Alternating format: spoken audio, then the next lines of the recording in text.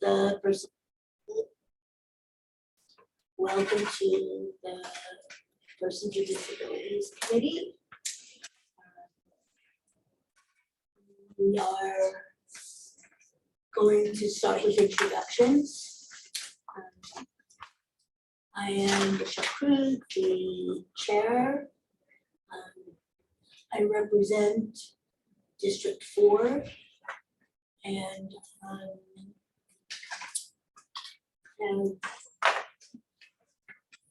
waiting to have our supervisor replaced with our. Okay. I am Kate Turpin and I represent District 2. And I am no longer with Home of Guiding Hands. I have been taking some time off. But I'll let you know when I get back to work. Representing. Had a really good 2 months, which is why I look like this. You're representing District 2. Oh yeah, It's I'm not a representing job. District 2. It's not a company. Anyway, and I'm happy to be here. All right. And this is Brandon Butler for everyone who has who's not familiar. Brandon is the new director of the Office of Ethics, Compliance, and Labor Standards. My boss. Well, great to say hi to everyone, and I want to move along, but I hope after I'll be able to maybe give a few minutes of a discussion if there's an open mic session. But it's great to be here, and I'm looking forward to participating. Welcome. And I'm Todd Hood, the staff liaison for the Committee for Persons with Disabilities and the Chief Privacy Officer and ADA Title II Coordinator for the county. My name is Dr. Carolyn Smith. Graduate. That sounds pretty cool. I am a combat wounded Army veteran. I am an award-winning children's book author, and my book is the first children's book to use open dyslexic font. I am happy to be here. And I'm a little disheveled because I was at the beach. Sorry about that. But it was a meeting, technically. My name is Jaime Monreal, and I am a human resources analyst with the Department of Human Resources Benefits Division, here supporting the committee in an administrative role. Elaine Pitt, also here from the Department of Human Resources. I work as an HR services manager, here also to support the committee. Hi, I'm Markina Boyd-Kamei.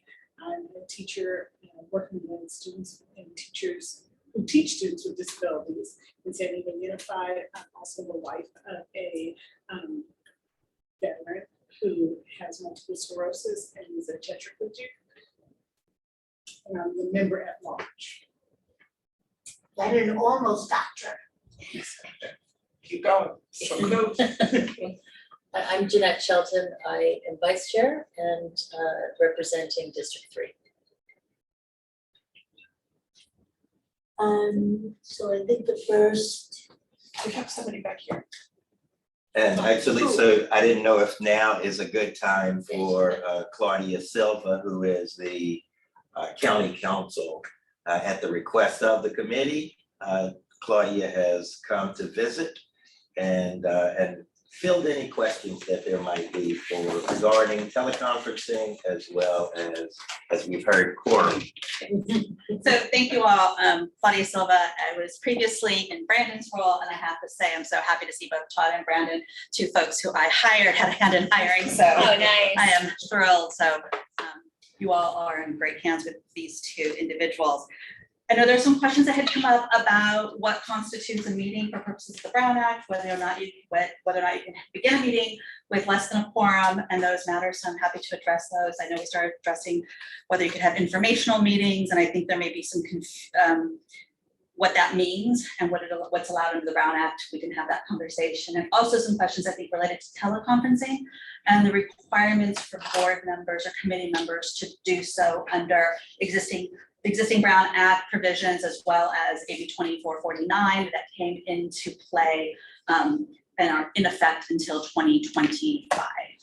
So happy to talk about, if you want, we can pick up the informational, the chair was talking about, Chair Krug was talking about having informational meetings with less than a quorum, and they really aren't informational meetings because you cannot have a meeting of a committee, board commissioner committee without a quorum. So at best, what you can have is maybe an informational session, but that is frankly not something you want to really do, because from a good governance perspective, only a portion of your membership is getting information, and it's nothing you can do anything with until you have a noticed meeting and everyone has an opportunity to hear that same information. So to the extent you have an informational session prior to that with less than a quorum, that is not part of the meeting that is either broadcast, because it looks like you're broadcasting, you have some attendees, members of the public and such. That would not be something that would be part of that meeting. It's not part of the minutes. It is not sufficient under the Brown Act. Can you receive information outside of the meeting with less than a quorum? Yes. Then you cannot speak to others outside of that group if it ends up constituting a quorum, because then you will have a Brown Act violation. So I wanted to give you a little bit of that context, and I think what Chair Krug, when we talk about informational meetings, maybe they're having more like an informational session, but that is something we do not recommend happen, just because of if it's information you then want to use at a later date, you're going to have the same information brought forward again in that open meeting, and where everyone has an opportunity to have that same information. Certainly, less than a quorum meetings to deliver information and one-way information, so to speak, is fine. But it does, I think what happens in many, it's not unique to this committee, is on boards, commissions, committees, especially the larger they are, sometimes the harder it is to have quorum, because you have people's differing schedules and such. People do wait, or they cancel meetings, or if they're having informational, what I would call them is informational sessions, Chair Krug, because otherwise the lawyers will always say it's not a meeting. But if they are having that, because I'm not hearing that, we're not hearing that from any of our, but we do not have lawyers who are staffing all boards, commissions, committees, because we don't have enough lawyers to do all that. So if to the extent that is occurring, they would be informational sessions, but certainly not meetings that are part of minutes of a legislatively created body. I hope that answers that question.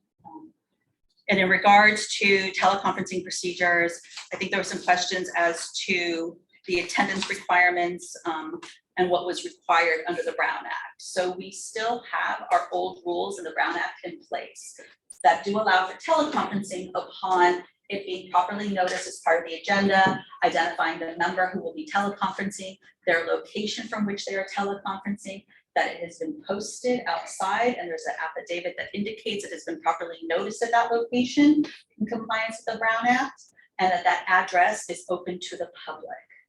So it happens when it does happen, it's usually in terms of many times somebody will do that if they are traveling on business, they're at a hotel, they want to be able to attend the meeting, they cannot be here in person because they're too far, and they will go to the lengths of making sure the notice is properly posted, having somebody post that, sign the affidavit, it is open to the public, and they phone in, call in, whatever they do, however they appear. So those are the old rules, and they remain in place and in effect. During the state of emergency, the declared emergency under AB 361, they did allow for differing requirements because of the pandemic. Those rules are technically, they expired at the end of the calendar year. I do not know whether or not you're operating under those same rules, if you've been doing a renewed declarations or anything, or taking the actions to allow for continuing Zoom. I don't know that there's any boards, commissions, or committees that have done that to date. So the only other provisions then would be the just cause or the emergency circumstances provisions under AB 2449. And what those are, just cause requires that the quorum of the body still be in person. And it allows a member to participate via audio visual teleconferencing. So they have to have both visual and audio available, as opposed to the traditional teleconferencing, which is just audio or audio visual. It does require that there is a statement, you're limited to for just cause to twice per year. And so you can only do that for calendar year 2 times. And it has to be informed, it goes on the the very beginning, is on the, I don't know, does your agenda have a provision at the very beginning for just cause or any absences like that? That's not designated as that time, but that's where we handle it usually. Okay, and that's fine. I mean, that's, the Board of Supervisors has it at the top of their agenda. There's a line item in case there's somebody who gets, a member needs to, has an emergency arise or a just cause. So should that be added into our document for, transparency or flow? It can be right after roll call. If you take a look at the Board of Supervisors agenda, you'll see the language right there. It's pretty easy to do. But it is limited. So just cause, you can only do it twice per calendar year, and it enumerates the basis for the just cause. And then there's the emergency circumstances, which are truly more emergency, last minute arising. Same thing, requires audio visual. The reason has to be approved by the legislative body. Just cause doesn't have to be approved, they just need to be noticed. The body needs to know, or the chair. With emergency circumstances, that does have to be put on the record and to the legislative body. And Without disclosing details underlying- about. absolutely no underlying, if it's a medical issue, that's not disclosed. You could just say I had an emergency matter that required immediate medical attention or something, or I just been in a car accident, I can't get there. Yes. So I'm wondering, because you said it has to be approved. Well, as provided to the legislative body. So, Okay, yeah, okay. and then it's put on, Not approved. I thought we had to. let me double check. One of them requires the legislative body to vote. County. Yeah, I think it's the That emergency. seems kind of silly, because Correct. who's gonna say no? Well, it's true, it is approved, it is approved. Legislative body must approve the request based on emergency circumstances by a majority vote So at that's the beginning of the emergency, meeting. But then, Yes. But not just cause. Not for just cause. Just cause, they notify the legislative body at the earliest opportunity, including at the start of the meeting, with a general description of the need to appear remotely. And just cause is defined as childcare, caregiving need of a child, parent, grandparent, grandchild, sibling, spouse, or domestic partner, contagious illness that prevents the member from attending in person, a need related to a physical or mental disability that is not otherwise accommodated, travel on official business of the legislative body or another state or local agency. So we recommend don't disclose the underlying specific medical information in the description, of course. And when the meeting starts, that the chair disclose if one of the members is participating remotely due to just cause with a brief description. For emergency, you do need to take a vote. So some key things that differentiate the new provisions from the traditional provisions are that a quorum still has to appear in person under these provisions. So you still need a certain number of members here in person, regardless of whether or not you have just cause or emergency. And in either instance, you still have a cap on these number of meetings. Traditional teleconferencing doesn't have that cap. But under AB 2449, there is a cap on the overall attendance via teleconferencing. So what it means is you can do 2 meetings if it has fewer than 10 meetings per year, or 3 consecutive months or equivalent 20% of the regular meetings per year if there's more than 10 meetings per year. And are you meeting monthly or twice? Yeah, a we're month? meeting monthly. So then you would have 20%. If you're meeting it every month, then you would have 20% of 12 meetings, which is 1.2, 1.22. I have a question about the public place. If I were to use the Ramona Library, for instance, and it was posted, would I have to stay at the library or use the library facilities? Or could I participate from my phone in my car, or do I have to actually use one of their meeting rooms, one of their, got it? Because the public needs to be able to see you. Okay, Right, and then the public needs to also be able to know that, so if you're using the old rules, they need to be in that room with you and be able to watch, so to speak. So does that apply to everybody on the body? What do you mean? So does that just apply to the chair, vice chair, secretary, that they have to be seen by the public? Or everybody? Got it. so my question is, I'm trying to clarify, for the emergency, is there a cap? Yes.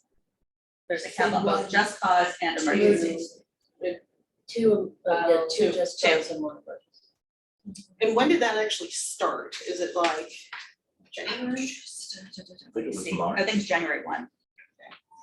Yeah, January 1. It wasn't right after the governor signed it? It wasn't an emergency, no. It was signed in September. It was September, but it went into effect January 1st. But the emergency was done at the end of February, right? It was No, the terminated. emergency continues. It's Not for still, us locally. Assembly Bill 2449 is continuously in effect.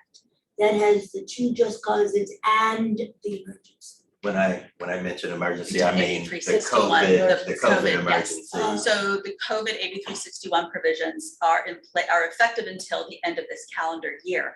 However, in order to continue under those, there are certain requirements that have to have been met. The county's local emergency has expired.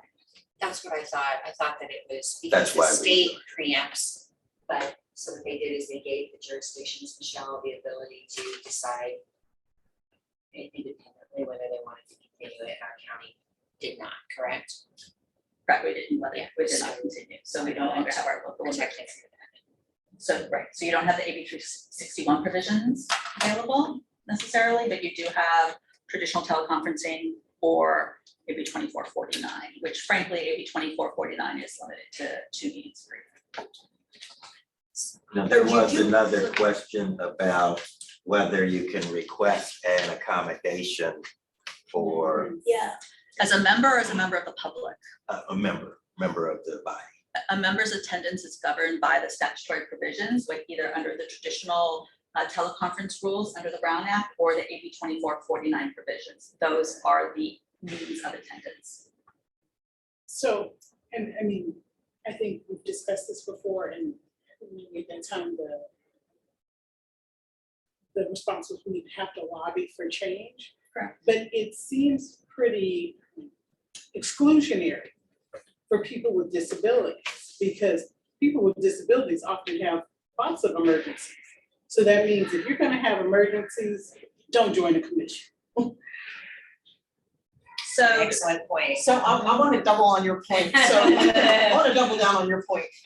So my injury, I'm going into the next phase of surgeries, right? And MRIs and CTs and all that other stuff.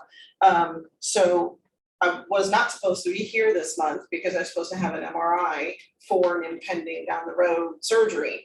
And then that got canceled. I came here and I let the board know, hey, so next month I'm not gonna be here. But it's a possibility that next month, and then maybe the next month after that, I'm not going to be here. And I think I've already taken one of the just cause. I think that was last time, correct? Right? So how does a 100% total and permanent disabled veteran on this committee abide by the rules that are set in a way that's equitable to me and to the committee that I've given my time to? How do we do that?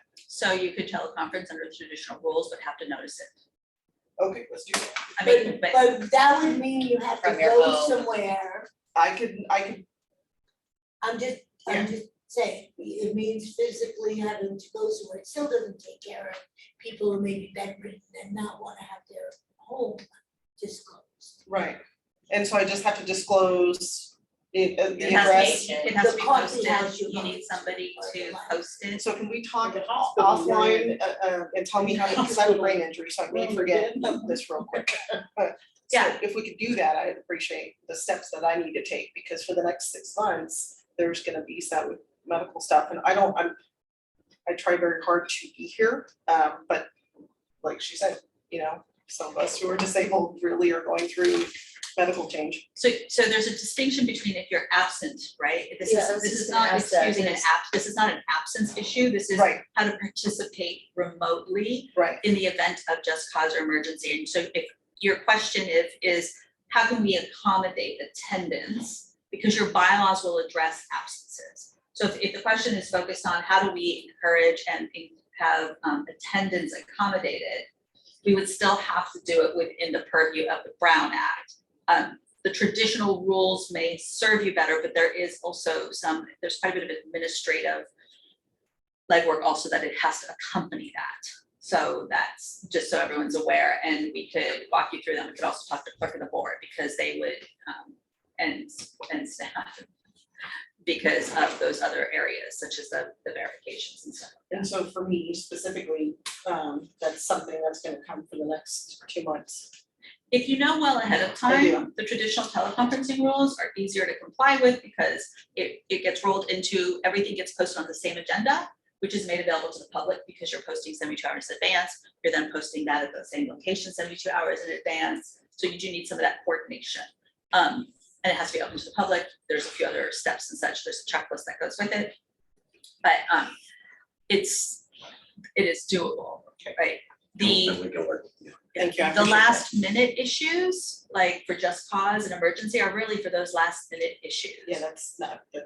But those also require a lot more because you have to have the audiovisual connection with other people. You're essentially creating a mini meeting at another location, and that requires a level of staff support that is just not available necessarily. I mean, I'm still concerned because, again, people with disabilities have lots of emergencies. So it still says like, you can't really be a member because then we'd also have to have a quorum, right? In person. Right. And then, so in this situation, if you had not been here, then we don't have a quorum in person. Yeah. So what does that mean for us? You don't have a meeting. You don't have a quorum, you don't have a meeting, right? So to the extent, I think it was Randall who was before you before and said, if the law is very clear in this arena, which is under the Brown Act, this is under the circumstances in which constitutes a meeting. This is how you have to notice a meeting. This is how you have to, if you want to appear remotely, these are the limits of what you can do. AB 2449 did not go as far as AB 361 had during the pandemic. That's clear, right? I mean, it really does limit the number of remote and how you can do that and everything else. Whereas AB 361, well, you can appear remotely, was not open to the public. It didn't have to be noticed, didn't have to have audio visual connection for everybody, right? In the same manner that you do under AB 2449. So to correct that, it's not something we can do at the local level. It would require a change to the government code. Well, does the board have to consider this I think we have two laws that are coming in conflict with each other. Because there is the Americans with Disabilities Act. And if someone requested a reasonable accommodation, permanently even, I think that that's a conflict between federal law and state law. That's number one. Number two, I'm wondering, this is totally separate, but if I know that there's Todd brought it up to me, and I don't remember, it's not bylaws, but it was something about procedures of the county that basically said that these are considered legislative bodies. A74. It is. Yeah. And what is it called? It's the policy on Policy. Boards. Okay. Community advisory groups. Right, so maybe they don't have to be considered under the Brown Act, because it seemed to me that when someone read that it may be up to the board of supervisors to say, this is not under the Brown Act, this doesn't have to be under the Brown Act, or to modify it. It would, if the board creates a body, it is subject to the Brown Act. So that means there are other types of groups that could be formed. Some departments have advisory groups or other types of groups. Those are not Brown Act bodies necessarily because they're Right. not formed by the legislative body. But that'd They be like said a that could be an subcommittee? option, that's No, not what we want. It would be essentially rescinding this as a board commissioner committee of the county. And then seeking some other type of advisory group that is not part Like of a or working group. advisory to, but not advisory to the board. So then what would be the point? Right, If that's it's not other where- other Yeah. that's not voices where we're going. functioning. No, I For get it. that reason. No, but so the Brown Act applies in all instances in which the legislative body, the county board of supervisors, has formed that board, commission, or committee. And And if it's not formed by that, then it's not a legislative body, such as the Brown Act. So in some places, may have advisory groups that are advisory to a department head or advisory to a department. I don't know how city and Chair Krug, you may be more familiar. It's been a long time since I've been at City of San Diego. It's been a long time. I don't recall, they had an advisory group that I believe advised the person who was running the department for Accessibility. accessibility, is how I think they may have operated, at least way back when. Yeah, the different council members put people on that board as well. Oh, they did? I was Oh, on so the then- disability board, there is the disability advisory committee, and that is put on by the By council members members? and the mayor, and I believe some outside agencies. So then it would be a Brown Act body. But I'm just wondering, again, if we're coming in conflict with federal law, which is the Americans with Disabilities Act. It's not a conflict though, because there is still different ways to participate that provide. Not if you're bedridden. Then it would stop the So you function of can't- the, because if we can't have the meeting, then a person with a Has to make disability it who's person for it. bedridden now stops the functioning of this body, which But they means- could actually meet, they would have to they could do it from their location, but they would need to open up their location.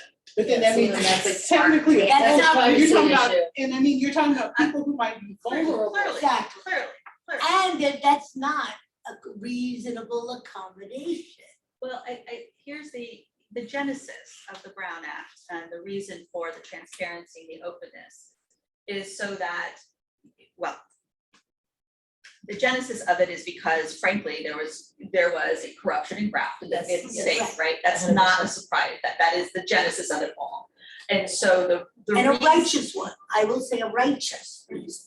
So in order to keep the transparency, what they're saying is if you're not gonna come under just cause or emergency under limited circumstances, and you want to appear remotely, we still want the public to be able to see you. So And to what, make sure there's no improper hands up of envelopes full of cash, so to speak, which is the historical stuff, right?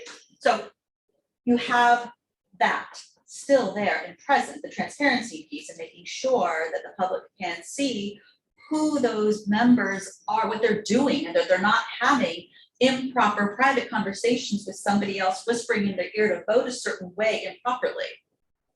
So but we could do that by Zoom. They can still have the visual connection. then you would have to, you could do Zoom, but you still have to adhere to the noticing requirements.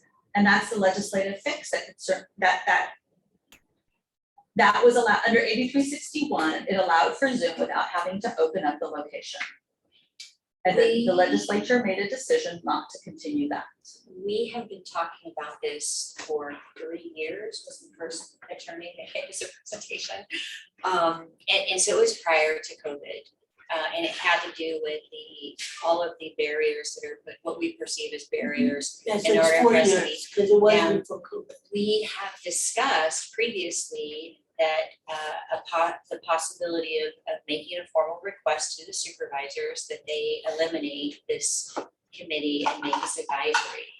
And maybe what we should do is have a planning session where we really mull through the pros and cons of that. Okay, but the fight that I see that we're having, because we did talk about that, and there was not what I'd rather see happen is that the supervisors still have the ability to create this, because I think that's critical. That, as Carolyn said, there's no point if it's gonna be just advisory to some department. It's not what we want. We want that connection with the supervisor, and I believe the supervisors need that. It doesn't necessarily mean, and Claudia would probably, or Brandon would have to look into this, that we would not be appointed or recommended by a supervisor. But one other thing that troubles me, and voiced these concerns before, the financial burden that it creates on Jessica, for instance, and that she has to travel so far to attend these meetings in person. And my understanding, I worked at the health department for 5 years. They do have a policy, if you're a volunteer, you are eligible for mileage reimbursement. Some of them We even have some information on that. some of them even give, some of them even receive stipends. But because like of the Jenny, nature so- of the construction of this body, which was put in place, 30 years ago, we are really restricted in our ability to communicate and advocate and gather in the way that we can be most effective. So all I'm recommending, Michelle, is that maybe we talk about it at some point and look at the pros and cons and at least consider, because this issue has repeatedly come up and will continue to come up. We are disabled individuals who have these restrictions that are just unrealistic given the nature of why we need to meet and how often we have to meet. So you can't, what I'm hearing is you can't ask for a reasonable accommodation under ADA because the Brown Act will automatically say no. No, I think the response is that a reasonable accommodation is provided for already existing in the law by the noticing provisions. And But that's not, the that is assessment of a reasonable accommodation has to be based on your specific request, not a generic request. Right. So everybody's Correct. situation is different, and what I ask for as a reasonable accommodation is gonna be different than what Carolyn asked for. And at the end of the day, if the same accommodation will work for both, it may not be the preferred, because the preferred may be not, if the entity is not able to provide that requested accommodation, because A, it's illegal, or B, there are other reasons. And there's another type of accommodation that will allow for the participation, then that is considered a reasonable accommodation. Right. But not if it's not if it's not reasonable to give your home address. That poses a And if safety your risk. reasonable part of it is, you can still provide, just like we had been doing, just like we do under the just cause and the emergency, we still provide the exact same thing that seems to be desired, which is somebody being able to have visual and auditory watching. So So then the maybe it's answer, gonna it is a legislative fix. It is. or it's a Yeah. lawsuit. Well, if something happened to you, if you had to disclose your home, you can bet that they would probably take a very different position on this. But Right, right but- now, this is what we're dealing with. No, but we can deal with it as a lawsuit. And the lawsuit would be, this is a conflict of law. Federal law allows us that reasonable accommodation To make a reasonable accommodation. It just seems like, to request. I hear what you're saying, but it sounds like accommodations haven't been investigated very deeply. Because here's the, so my husband's in the hospital right now, right? So if he was on the spot, he's been there for a couple of weeks. I mean, I guess he'd have enough time to give the address to the hospital and his hospital room number and his bed number. But then that would also pose something for the other people who are sharing that hospital room with him, that now they're possibly being seen and now their privacy is being put at risk. Even if he's okay. And it's a HIPAA, because Exactly, because it yes. discloses medical procedures and whatnot being provided to him. And it would Bad idea. also mean other people, strangers, Yes. would have to be going into his hospital room. Well, and I'll just throw out too, Theoretically, yes. you know, Yes, you have to remember, like, what's the specific accommodation, right? And if it's, you know, it could be accommodated in other ways, like, for example, maybe we're moving the date, you know, maybe we change the date, you know, I mean, there's things, Locations. yeah, there's things you could do that would also satisfy the disability related need, which is I can't make it this day. I'm doing, doing my dialysis treatment, you know, these days we need to, I'm just saying there's a lot, I mean, certainly there's accommodations, but I think it's what is the specific accommodation, and what I hear, I mean, great points, but I think, you know, Claudia's made a point on the existing law, but it doesn't mean there aren't other contours of accommodation that get us It doesn't to. sound like there's a process to evaluate individual accommodations. It sounds like it's very generic. To me, So for, having so done for, accommodations for 30 years. So for attendees, for the members of the public, there's greater latitude, right? They can tell it. They don't have to disclose anything. But to participate as a member appointed by the body, the law views that participation as different, right? As different requirements. Again, Ms., I hear what you're saying, but to Michelle's point, it does sound like it's in conflict with ADA, because it's like, well, there really aren't a lot of options for you disabled person. So if you're not able-bodied and can figure your stuff out to be here, like, was it 80% of the time, then this isn't for you, which in the grand scheme of things means that there will be fewer people with disabilities who will even entertain the idea of, you know, joining a body like this and being involved, because every time I get sick, every time something happens, every time I can't get my driver to come, it creates a situation. Or you don't have a driver. Or you don't have And to. these rules have been in place for the entire existence of this committee. And how robust And we've has been talking about it. has Exactly. attendance or We have been membership talking about it been? a long time. Yeah. Well, look at Senator But Bundy's. it's not unique, and it's not unique. Exactly. Well, that's my point, and she couldn't vote, and there was no accommodation under the federal law to allow her to do that, so she couldn't vote. So I mean, sometimes there are certain accommodations. But technically, here's one difference. I believe that technically she was sick and may not have been given like a diagnosis by a doctor that she was at that point disabled. Because illness is temporary.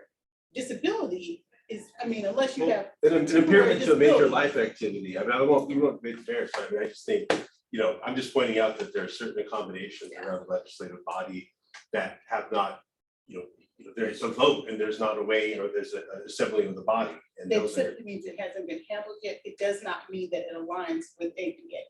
Right, and it Other doesn't mean there states- haven't been another lawsuit, because that may be ultimately what needs. And we would say, I will tell, I mean, there isn't a conflict, right? The ADA requires a reasonable accommodation. And there are reasonable accommodations that can be made to a certain degree. It may not be the preferred accommodation. So to the extent you meet at a different location, whether you reside, you change the date of the meeting to accommodate more people's schedules. So, I mean, that's, Have you ever been bedridden? yes. And you would be okay have you ever been bedridden and lived alone? So, And been willing to give out your address no, and be on video? I just think it's a understand. lot. I understand that. That'd be But- all cap. But what I'm telling you is the law prescribes how one can remotely participate. It gives us a few different options, and those are the limits of those options. And maybe that's for able-bodied people.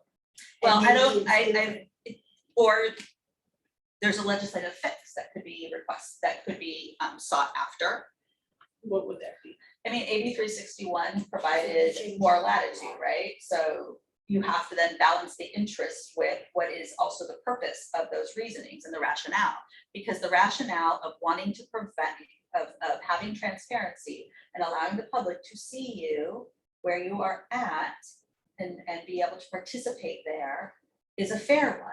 So it's balancing all those things. And how do you do that? One of the things, and we're 45 minutes in, but one of the things that is in place is the ability for this committee to work with economic development and government affairs in order to communicate out to the board. And trust me, I think each of you probably have heard and seen that this isn't the only place where this issue is being communicated, but it would be good if so determined, now that we have a quorum, if the committee determined that you are going to communicate out the challenges that you're experiencing with teleconferencing, et cetera, in a document to Carolyn Smith, and then we can be able to communicate that out to the board, and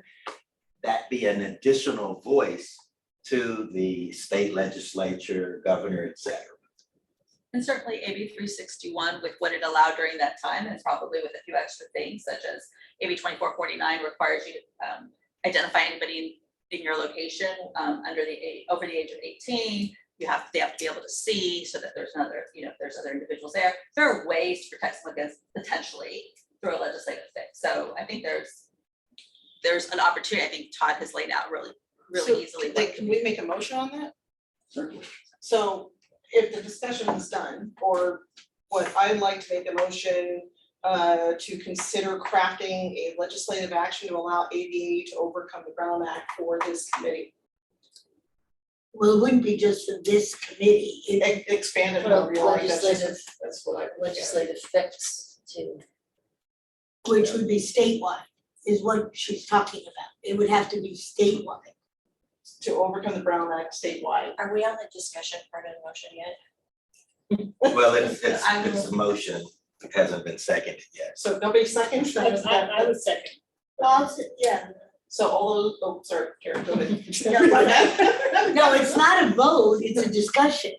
But I just think that I don't wanna lose sight of the fact that I still think that a reasonable accommodation can be made for a disabled person Right, but on a as, committee. and I hear you, but what I hear. Both can happen at the same time. Right, so I'm taking this lane and then That's we fine. could take the other lane, but what I hear you saying is, here's your opportunity to change, make a legislative actionable change starting from this committee.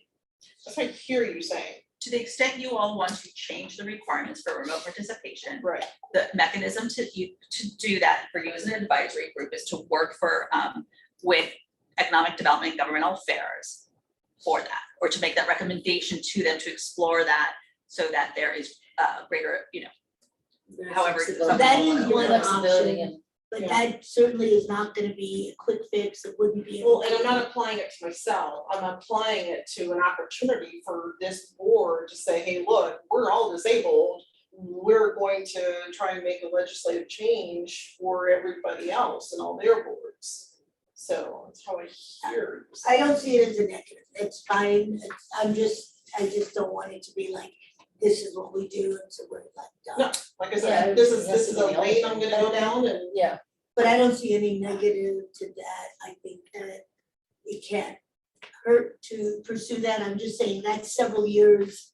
I've been in this for a long, as long we've as been you are. talking about it for Totally as long as I've been here, so. Right. Been on So, many uh, boards. Right. Whether it's a quick fix or not, it's a movement In the right. Yeah. and to Yeah. take some action as opposed to, as you were saying, 4 years.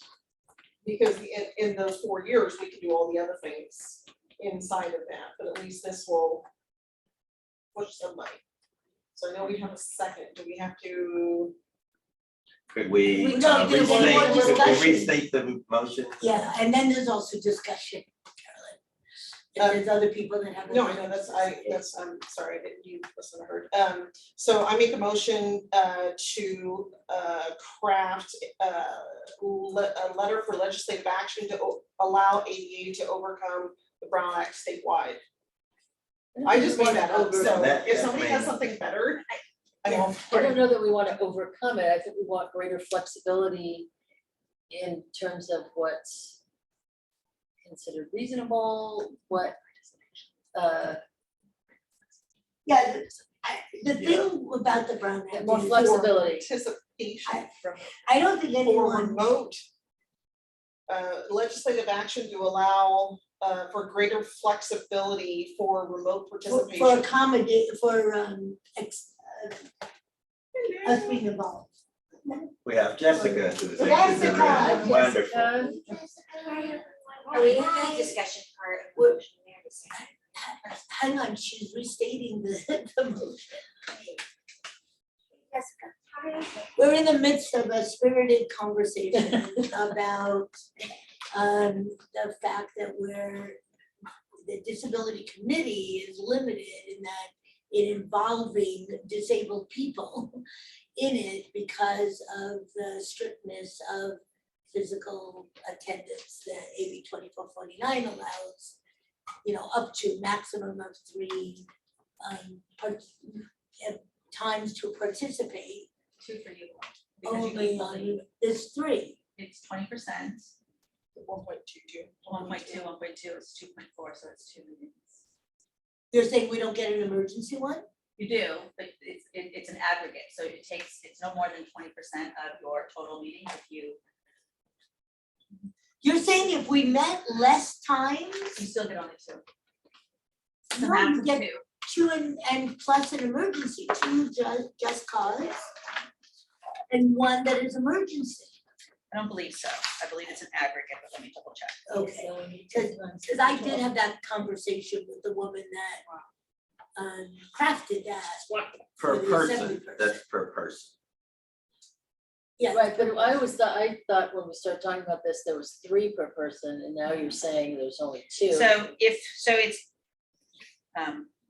She said that if you they have only meet 10 or 10 more, times. if you have 10 or more meetings per So- year, you have 3 consecutive months or 20% of regular meetings per year is the Three- limit. You So said 3 consecutive 3 months consecutive, or 20% if the legislature has 10 meetings or more per year. So if you have 10 more, you have 3 consecutive months that you would need, yeah, then you would, I guess, 3. You get, But that's total in the aggregate of both just cause or emergency. So that's like 1.5. no. It's a total of three. Okay, I was never gonna math. I'm just, Puritan stuff. So It's 3, you said 10 or it more. says 3 consecutive months or 20%. So I'd have to double check to make sure that what there's. I just look at the language one more time, but the way it reads, I'm looking at the memo that was It's 3 consecutive meetings, so in other words, you could miss, 3 consecutive meetings. I know, but you're saying 3 consecutive and it's not. 3 consecutive months or 20% of the regular meetings per year, if you have more than 10. Chair, there's a hand up. Regina. And I know that Kay wanted to speak, and I'm just asking for a point of privilege. But Miss Claudia, respectfully, you seem like a very stern person. And you are very by the book, and I can appreciate that. But I want you to understand that I'm not even a person with disability. I'm just a wife of a person with a disability. And this seems extremely oppressive to me. Like just the thought of like, well, I mean, I'm just like ready to be like, we'll just forget the whole thing because my whole life is an emergency. I live in the emergency zone. So when you're talking about people with disabilities, this seems, I need you to understand as people who work for the county, and I'm nodding, but your responses have not seemed like a person who understood. Your responses do not seem empathetic. I just want you to know, it is like to hear, well, we went from 3, which was already like, okay, I'll do my best, to 2, and I'm going, if anything goes wrong, why am I on this board? Because I will always fail the board. Like that's how it feels. And I can only say that if you live with a person with a disability, or if you have a disability, then you can understand it's like every day is trying to hold it together. So hearing this is like, what do we do? And I am doing my best to be able to attend.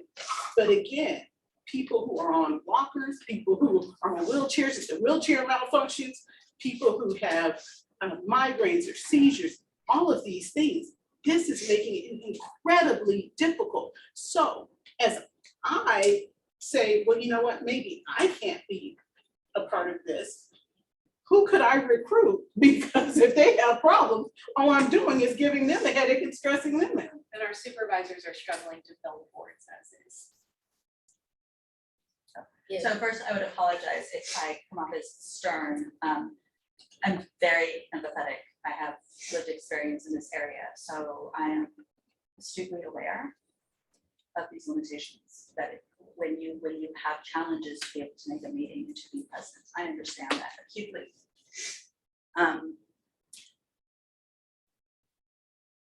Unfortunately, the law is very prescriptive in this area and has limits. And the motion that has been proposed to create more flexibility is one path to get there. Are there some other potential interim solutions to provide greater flexibility of whether if it's a location issue? Now, it will not address the issue necessarily of somebody who is bedridden. But if distance is the issue, if there is other ways to better accommodate folks' attendance, there may be those other options. But for purposes of remote participation, we are limited. And there, so that motion has been moved and seconded. Right, we were We're in fixing the discussion. we were fixing the verbiage, Okay, so.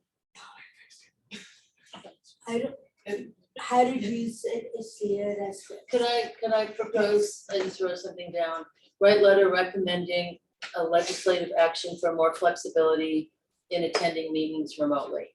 And participating? Okay, yeah, I like that.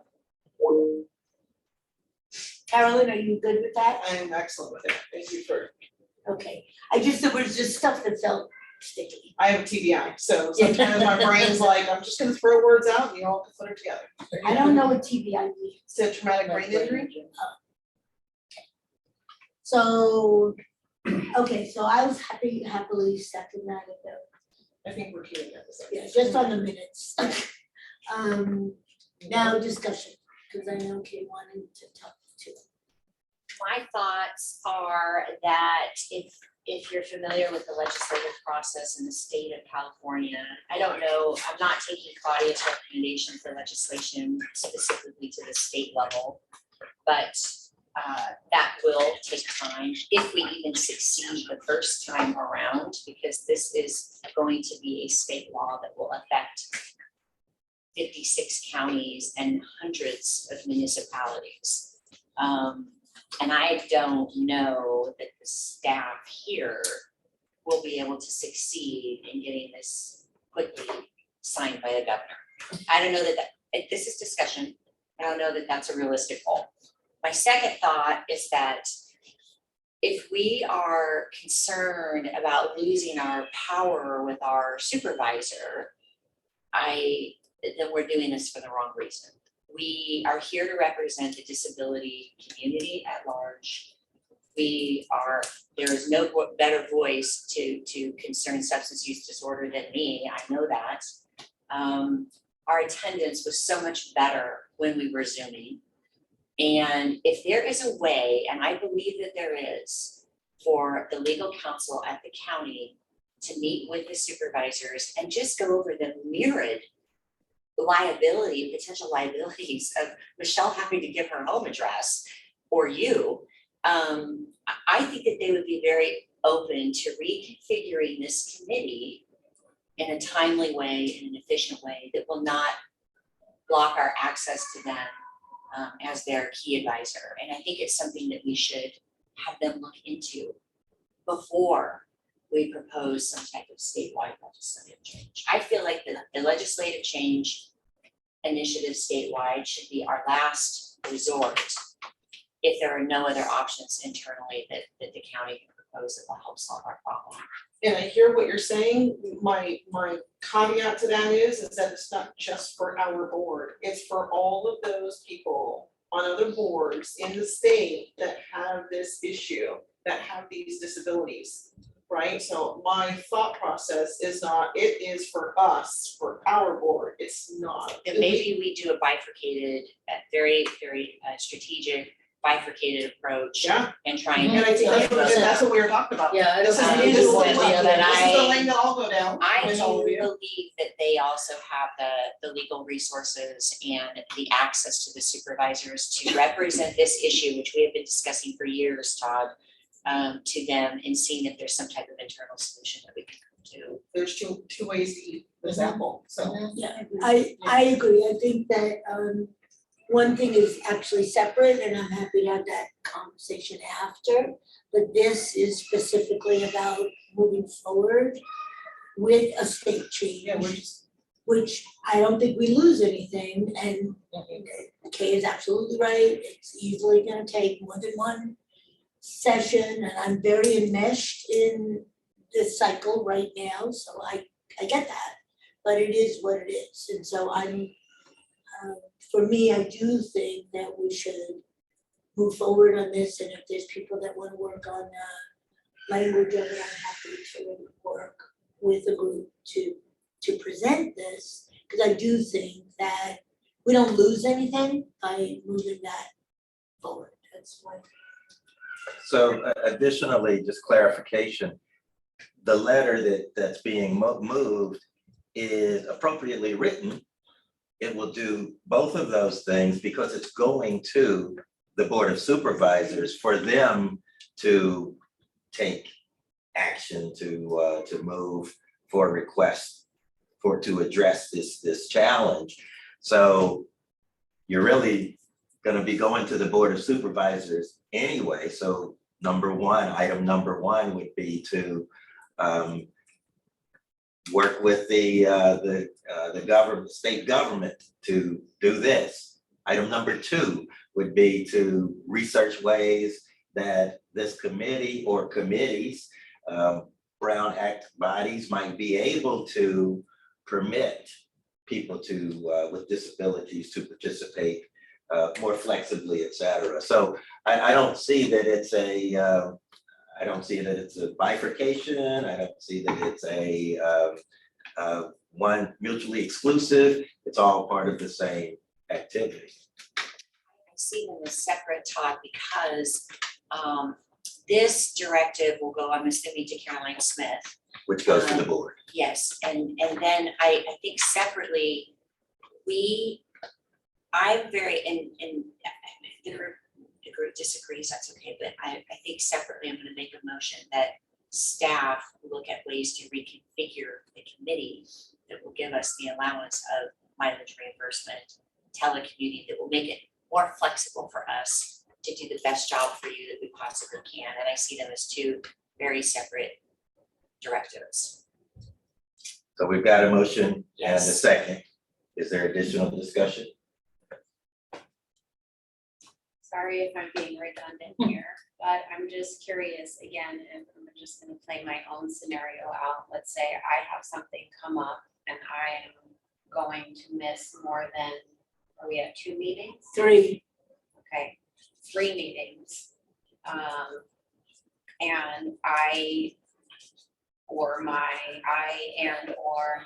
treating medical provider turn in an ADA reasonable modification request, say to you, Turn it into me. and say, because of my disability, I'm limited in the following, and I need the following, either a right to miss more than 3 meetings without penalty, or the right to utilize Zoom telecommunications. So you do have the right, there is no attendance requirement. You can miss the meetings, you don't get kicked off the committee. Well, I know the Board of Supervisors use our attendance to determine whether they re-elect us. I'm just telling you, that's up to them, that's still their choice. That has nothing to do with the bylaws of this committee. Our bylaws have, we can miss all meetings. There's nothing in the bylaws whatsoever about Yes. attendance. Can we? Put a pin in that. So Well, that's yeah, absence, So we this is focus on, joining electronically. The letter, the yeah. motion. Just what we're- yeah. electronically, so let's say I can't travel and I want to teleconference. And I use an ADA accommodation request to do that. Is that still, We would we get into an interactive process to seek an alternative for you. okay, but that might not be the alternative of teleconferencing.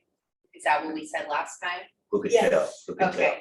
Okay, who can tell? So that is still an option for every person with a disability on any board, committee, or commission.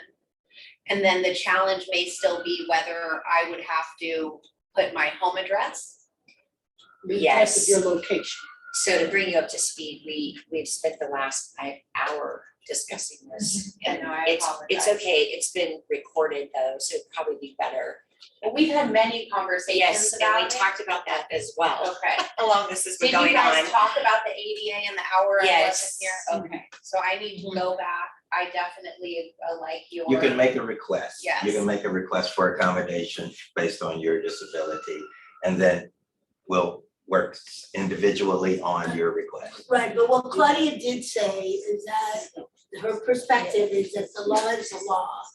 And that this is what is allowed in terms of remote participation. Right, so is there a hang up still about our home address? Yes. Yes, Oh, if you wanna do it at your house. yes, okay. Cause you could do it at the library, you It's could do it at the Thank coffee. you. I just Except wanted if to get you can't. clear, and then, so part of our, what we bring to the Board of Supervisors is, for me, it's also important that people are entitled to a domestic violence safe address. I Yes. just wanna make sure that that's included.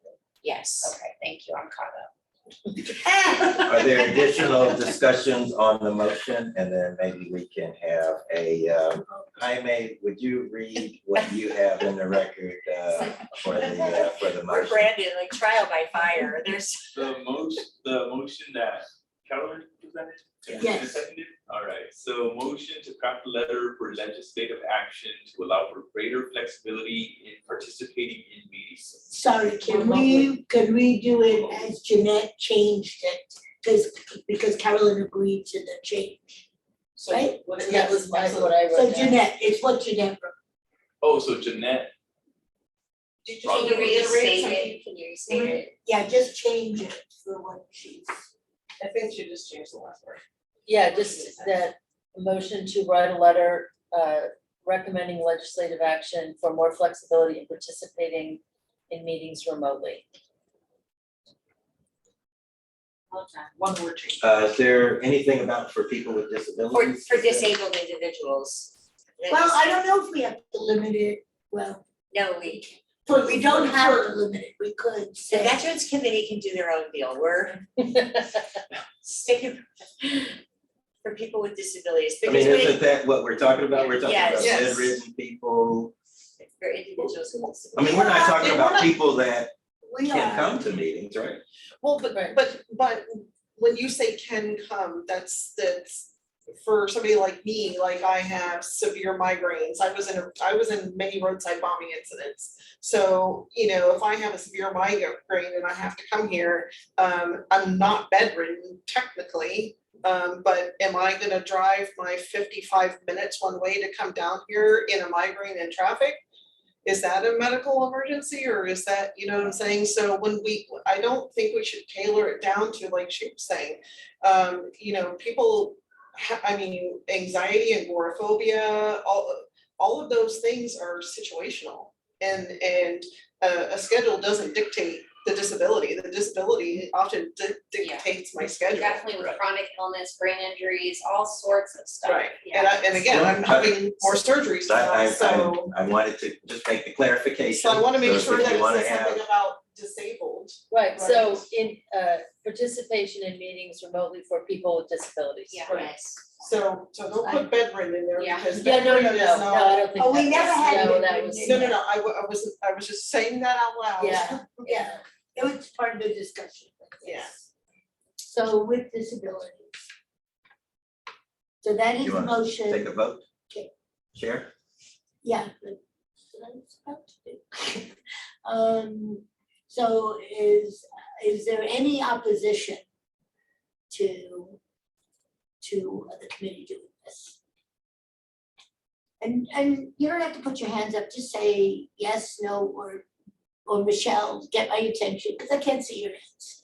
I'm a yes, I also favor what Kay said, which is I think that if our county is as committed to accessibility as they've led us to believe, that they do have the power, and I believe, in my world, should have the wherewithal to be able to accommodate us, and if they can't accommodate us at this level, it leaves me feeling a little concerned about what's possible or not possible. Could we All just do a those in vote? favor? Could you do the vote? Call for so the we can- vote, Yeah. maybe. I did call for the vote. Is there anyone in opposition? No, I'm not voting now.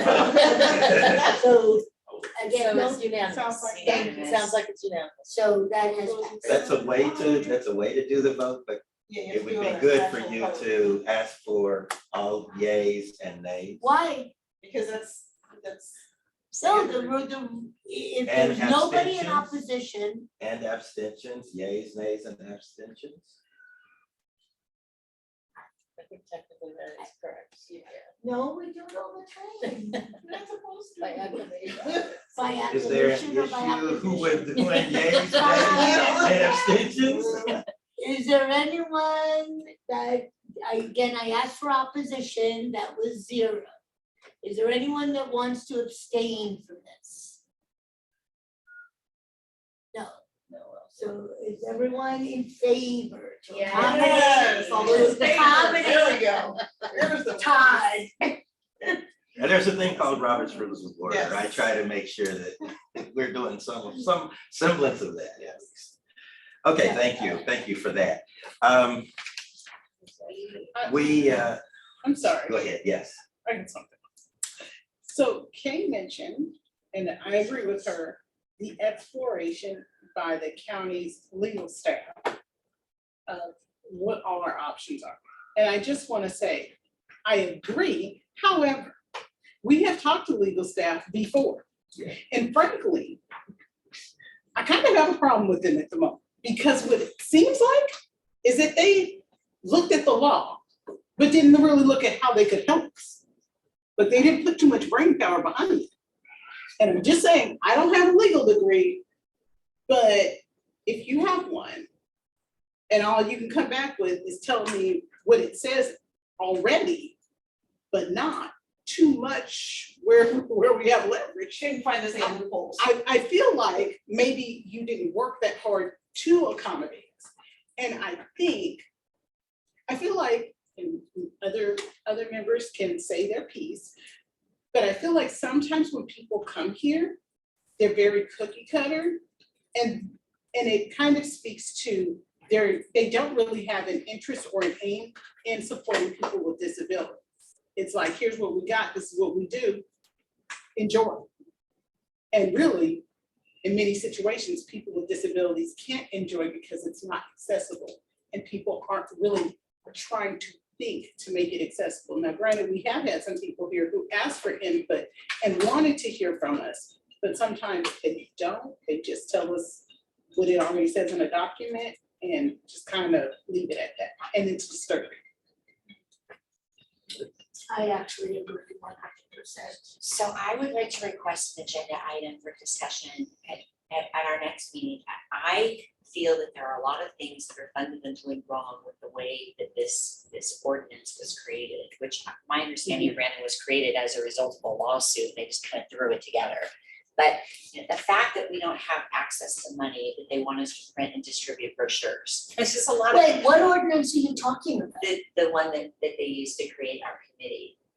So I feel like we really need to go through that and say, you know, if the structure of the committee prohibits us from getting stipends, or prohibits us from getting Zoom calls, or prohibits us from getting mileage reimbursement, or $500 to print brochures, I feel like we should really give some thought into how do we want this committee structured in a way that will give us the ability to do great, to increase our attendance is important, but also to do some really good things. And right now, we're just so restricted, and this Brown Act is one of them. You know, Claudia is the second or third attorney that has spoken to us, and I'm going back 3 or 4 years to the First Lady, and me having a real issue with the potential liability and safety of a domestic violence restraining order person getting their address out, and her just doing the same thing, Rakina, but this is what the law says, but this is, okay, fine, if we can't get around it, then let's look for a way to get around it, and if that means we have to reconfigure the committee, restructure the committee. Or maybe we look for outside Maybe. help. Plus, we're bound by, 2 appointees per supervisor with term limits. There's a lot of things wrong with the way that this is structured. And I want you to think about it and come back with some ideas next month on what you'd like to see change for the better. I would like to add people to this committee. I would like to see the term limits go away. Is There's there a motion? a lot of Because, things. we No, I'm can- requesting an agenda item for Well, next month to do a motion? discussion. Do I need a motion? Yeah, for sure. this? So we can make sure that. Sorry, am I rambling, Ty? No. No, he's trying to see if there's enough. I would like to support. make a motion that we have a discussion item on our next meeting agenda, even if it takes a little longer, for us to brainstorm on potential reconfiguration of the committee structure. Second. That was Rakina on a second. No, it's not, hang on, there's discussion. Oh. You're all ready to do a vote. I was trying to move. Trying to move on. You guys. Is there discussion? Well, I have discussion, but I want to see if there's anyone else first. I think that the fact that we have the supervisors creating this committee is critical. So for me, I don't see that being the change. I can see other things that would make it easier, things like potential reimbursement or other ways of easing participation. But for me, I do feel that the supervisors actually convening this gives us a direct line that I think makes So sense. that's not, That is all what she all asked. she's requesting is an agenda item for next month to discuss structure. Reconvening it, and I'm saying I'm not, Then you would vote no. I would vote no, because I'm So not, then when you call vote, you vote no. which is why I'm discussing why. Because other people might choose to vote no also. Hearing that's the purpose of discussion.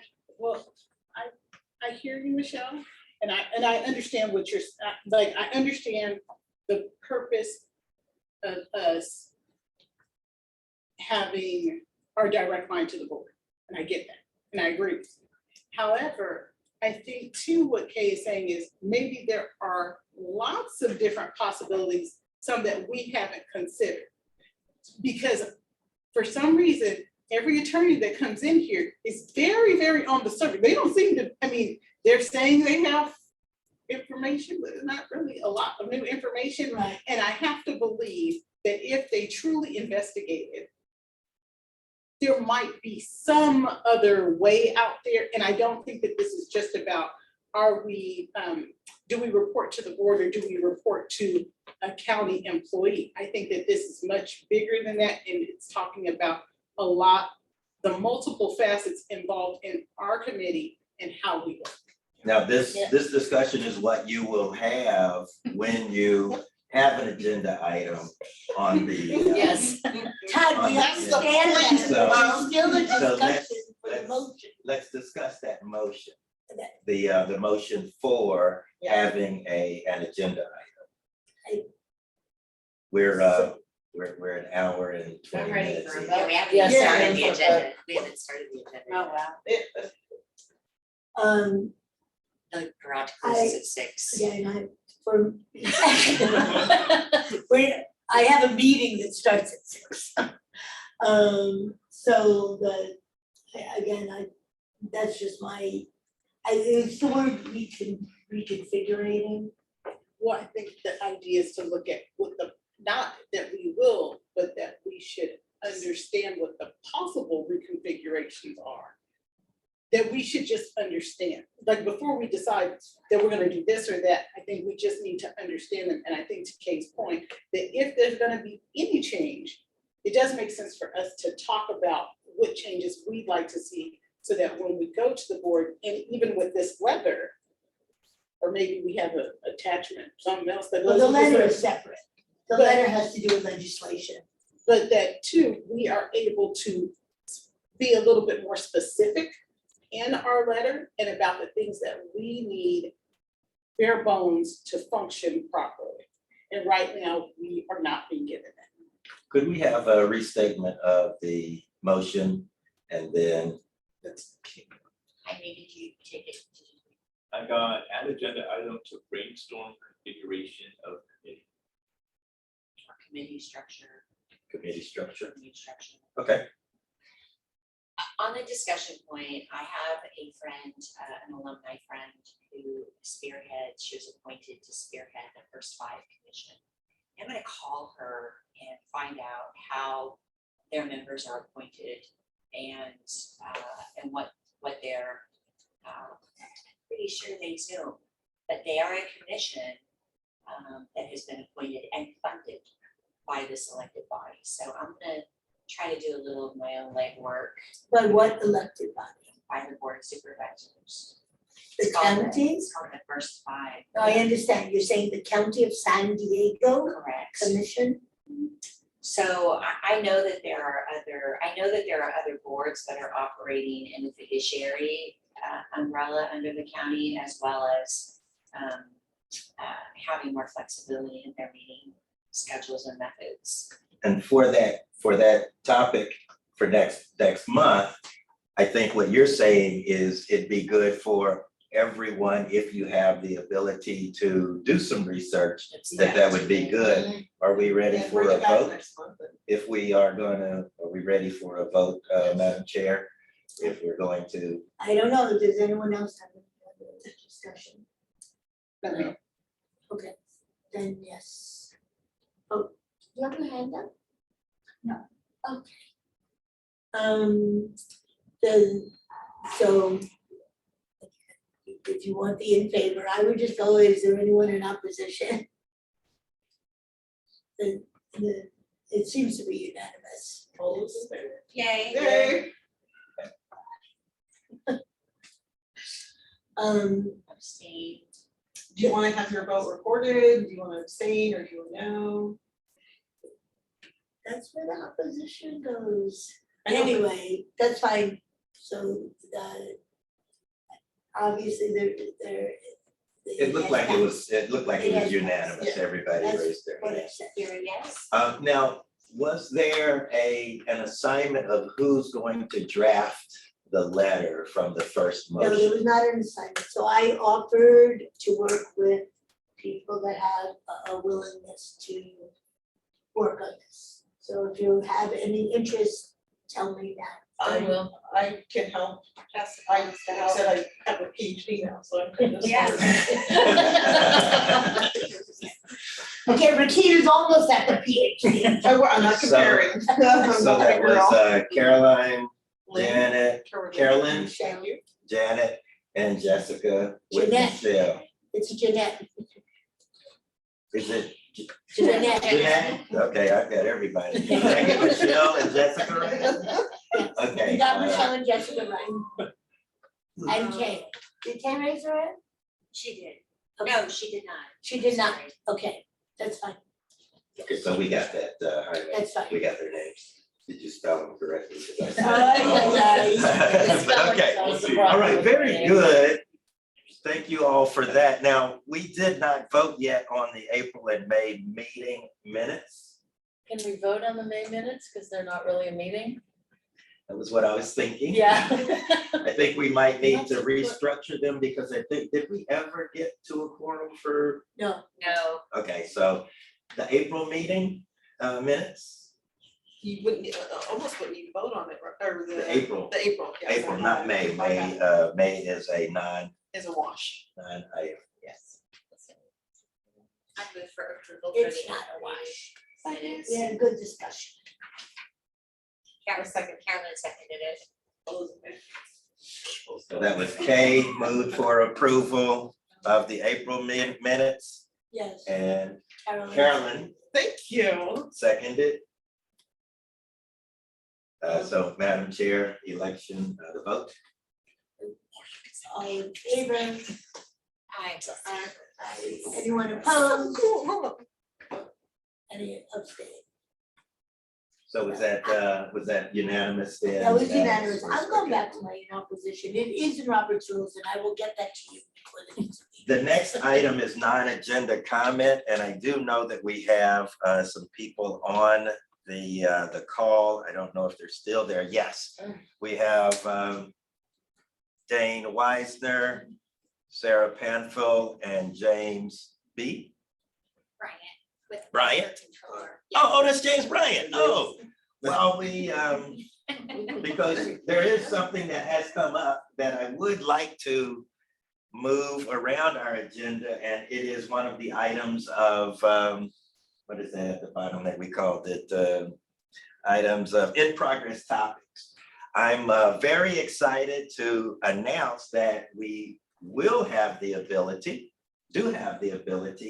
for mileage reimbursement. Nice. So that was something that additionally, also, if there are expenses that the committee is incurring as a result of voted on actions and activities, that is reimbursable. So the Brochures. making flyers and brochures, that would be reimbursable. So How far back does that go? Yeah, how it's far back does the we- mileage starting go? today. Oh, starting today, it's not Starting today. retroactive. Yeah. And James, I didn't know if you wanted to say anything about it. We do have the mileage reimbursement request forms. And then we also have the sign-in sheets that everyone has signed in for. Are there any special items or considerations that the committee members need to have for expense reimbursements?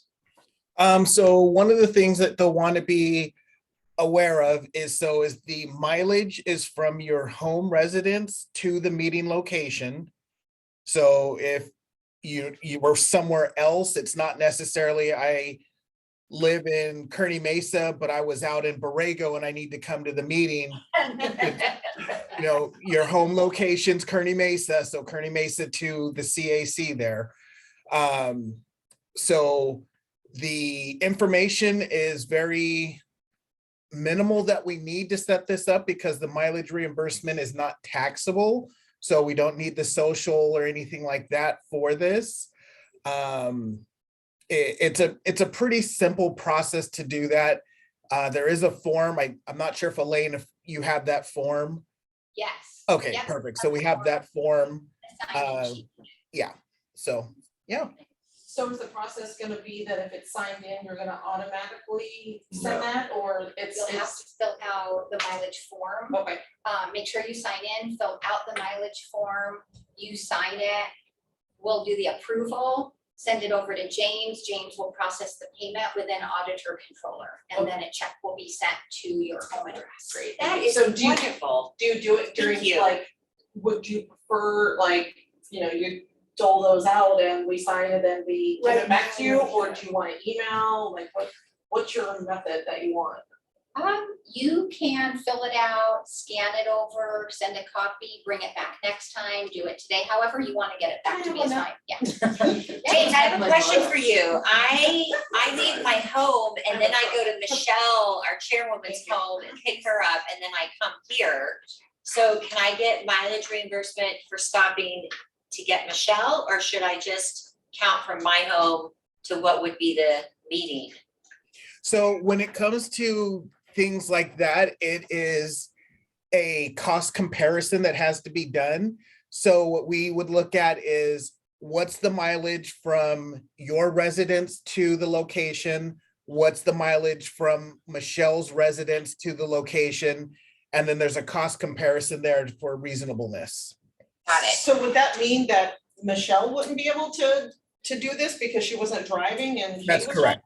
If Okay. you're not driving, you can't claim mileage reimbursement. Yeah, Well, actually, but you can claim transportation expense. 'Cause I Well, have, anytime that you can claim mileage, you can also claim access, bus, trolley, any of that. right.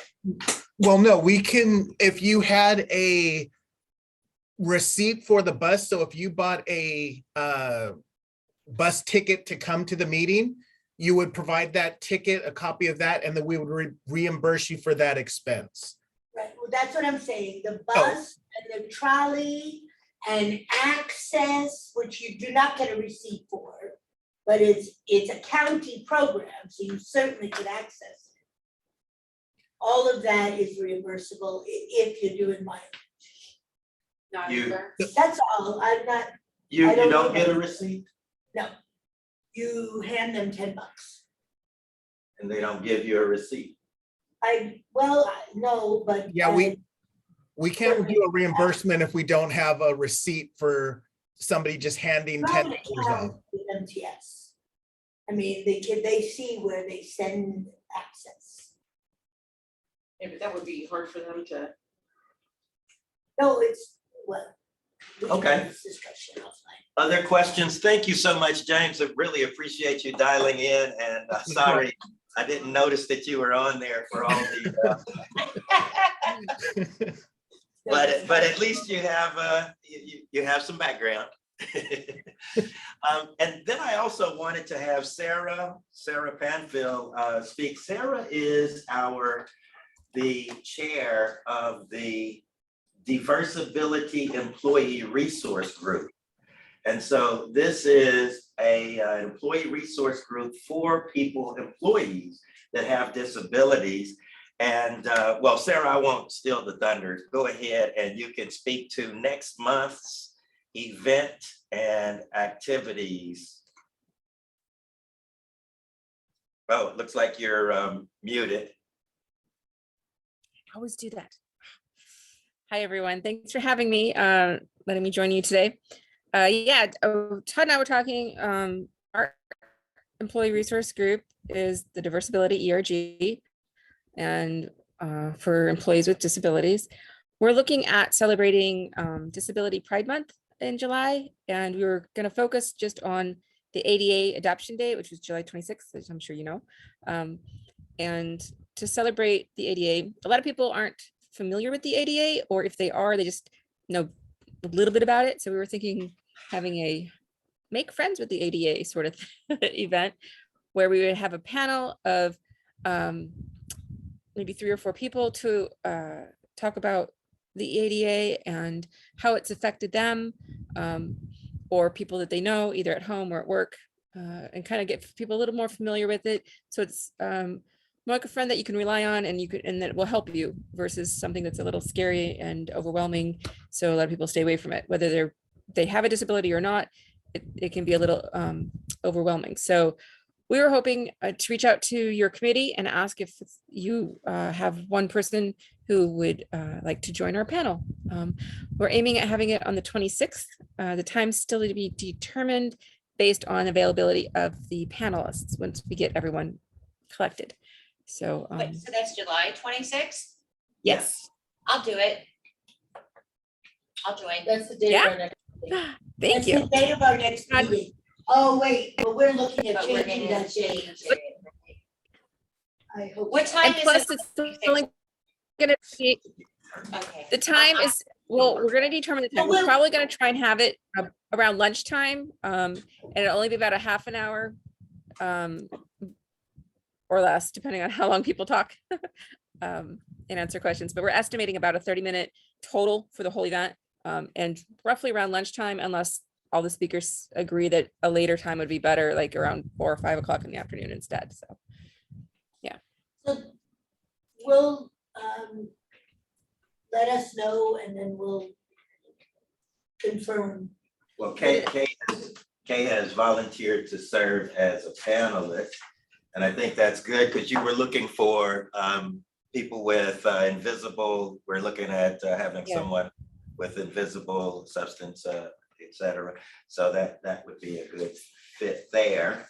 Along that line, I did want to say that next month, as Sarah mentioned, it is colloquially known as Disability Pride Month.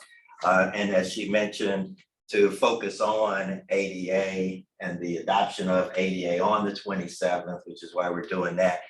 We want to also continue to promote the Committee for Persons with Disabilities. And I have that article that was written back several months ago, dare I say a year.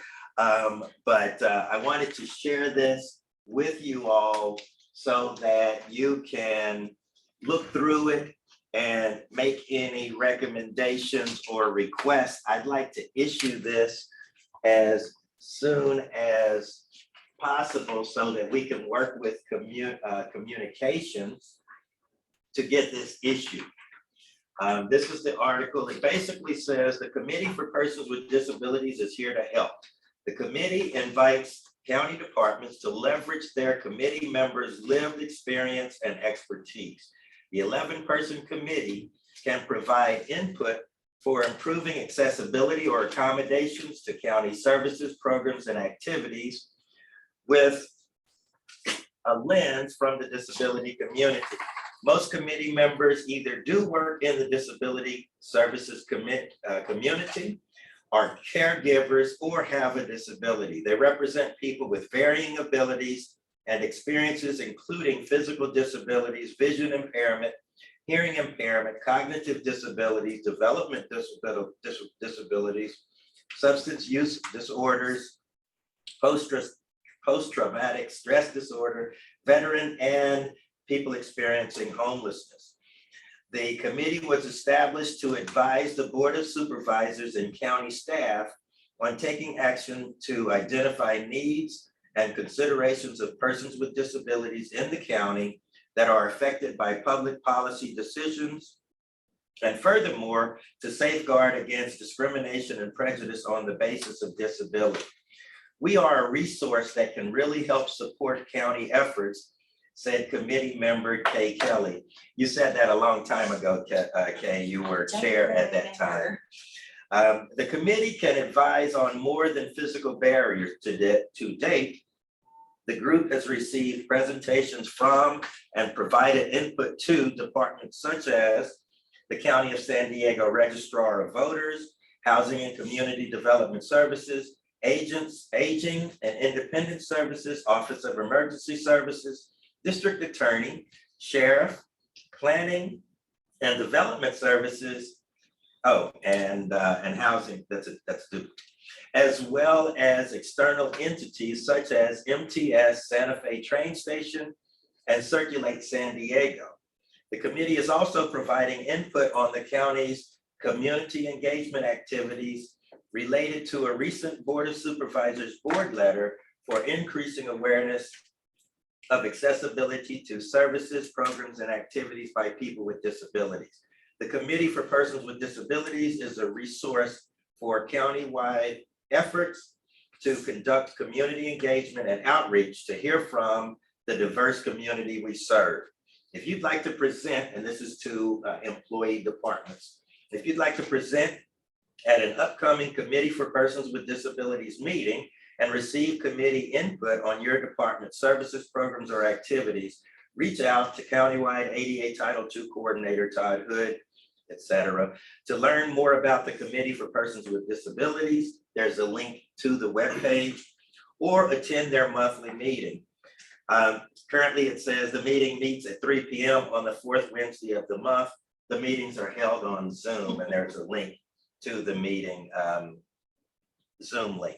So I just wanted to share that and read that out. If you have input on that, this is a draft for the article to be issued out to all employees. So one thing is using the word impairment.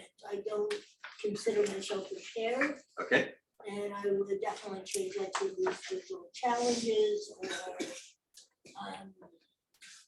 yeah, that probably would work for the moment. And then I want to make sure that you have a phone number, not just an email. yes, phone number is there. Okay, that's my quick feedback. But the last paragraph, it says committee for people with disabilities, where it's referenced persons with disabilities Well, throughout Thank you. the rest. and also just to make sure that we get substance use disorders instead of abuse disorders. Substance use, yes, thank you. Instead of impaired, maybe differently abled. Right, but he was specifically saying visual. And hearing impairment. Yeah. Yeah, so vision challenges, hearing challenges. Why don't we just use the word disability?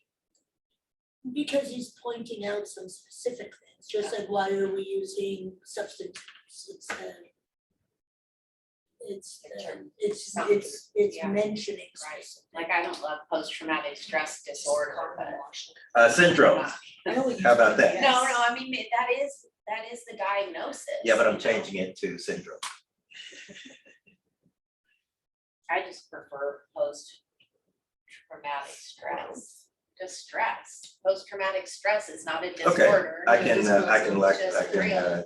post-traumatic stress, that sounds good. This is great input, this is exactly why we do this. I wouldn't mind adding and other mental health disabilities. I feel like mental health is not captured under disabilities as often as it needs to be. mental health disabilities.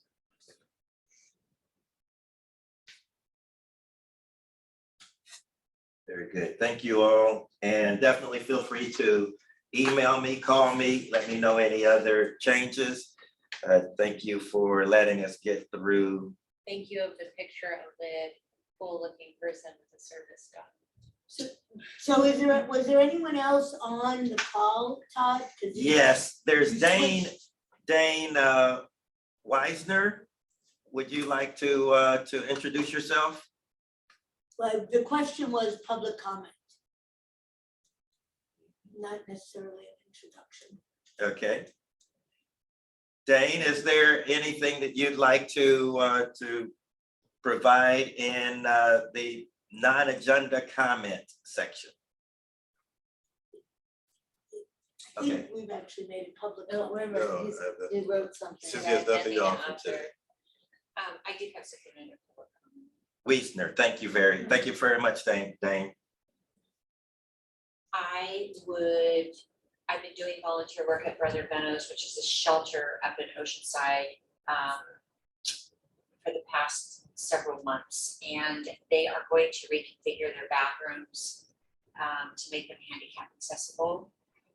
They'll be requesting money from the neighborhood reinvestment funds to make those capital improvements, and I'm wondering if it would be okay, or I don't even know if I'd be a conflict.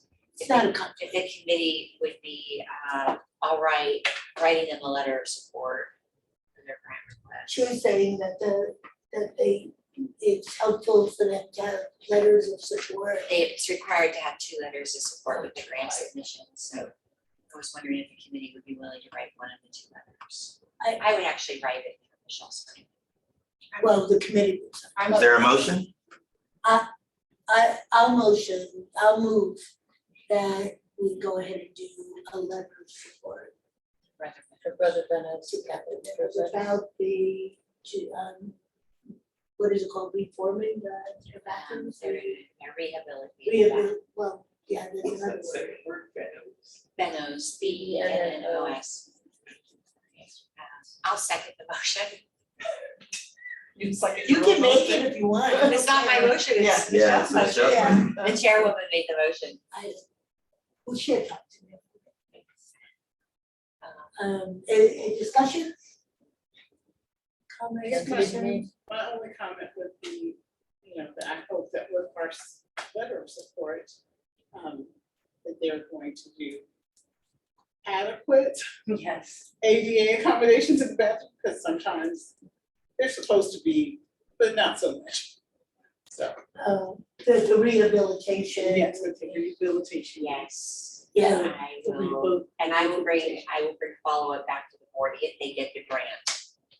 Now, this letter of support is to the Board of Supervisors, is that?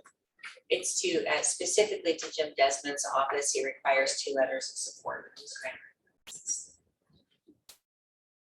I would definitely support Brother Benno's. They're an organization that I concur to up in North County, has lived experience advocate for people with disabilities experiencing homelessness. They go above and beyond to help people that aren't getting access or help otherwise. So it sounds like. Your vote? Yes. There a vote? Yes. Aye. Aye. It's unanimous. Yes. Well, I'd like to make a public comment. Is there time? Todd?